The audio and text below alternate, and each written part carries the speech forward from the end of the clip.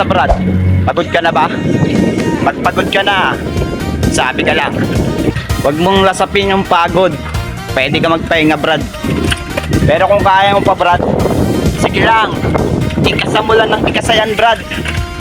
Makikita mo balang araw Brad, yung pagod at sakit yung nararamdaman mo ngayon, idiretso mo lang ng idiretso. Hanggat wala ka pang nakukuhang resulta Brad, magpatuloy ka lang. Yung pagod Brad, natural lang yan, kasama sa buhay yan. Na kapag hindi ka kumilos, wala kang magagawa. Na pag wala kang pera, wala kang mapapala.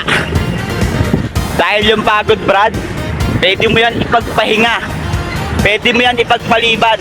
Pero pag wala kang pera Brad, yun ang mahirap Brad. Ang saklap. Hindi mo alam kung saan ka lalapit at hindi mo alam kung saan ka kakapit. Pero tandaan mo Brad, wag na wag kang kakapit sa patalim. Dahil balang araw, aahon ka din. Lagi ka lang magdarasal at panalangin. Akuin mo yung lahat para sa iyong mga hangarin. Isipin mo palaging maging positibo, hindi sa droga, kundi sa sarili mong prinsipyo. Kung wala kang pangarap Brad, wala kang mahahangad sa mundong ito. Kailangan natin kumayod ng kumayod, kumilos ng kumilos, para masabi rin nila na balang araw, etong taon to, kumilos to, nagtanim to ng mabuti, kaya aani to ng marami. So, ngayon Brad, sa tingin mo pinahihirapan ka ng Panginoon, hindi totoo yun. Binibigyan ka lang ng pagsubok para mas lalo kang tumatag sa buhay Brad. Mas pinapalakas niya lang yung loob mo Brad. Pero hindi ka niya bibigyan ng pagsubok Brad. Kung hanggang dyan na lang ang kaya mo Brad, magtiwala ka Brad, kakayahan mo.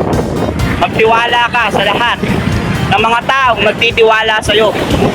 Magtiwala ka sa sarili mo.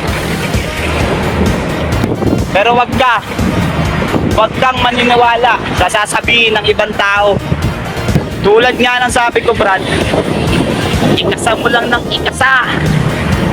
Lahat ng pagsubok sa buhay mo Brad, labanan mo yan Brad.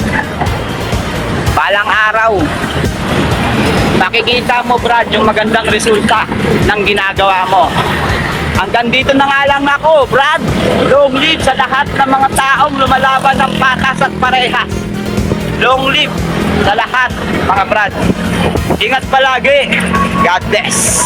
Kal TV sa puso mo, may lakas at pag-asa na matatag. Sadyang ang Panginoon ang gumawa ng paraan. Sa lahat salamat sa alaala ng kahapon. Ngunit bigla akong binangon ulit ng Panginoon.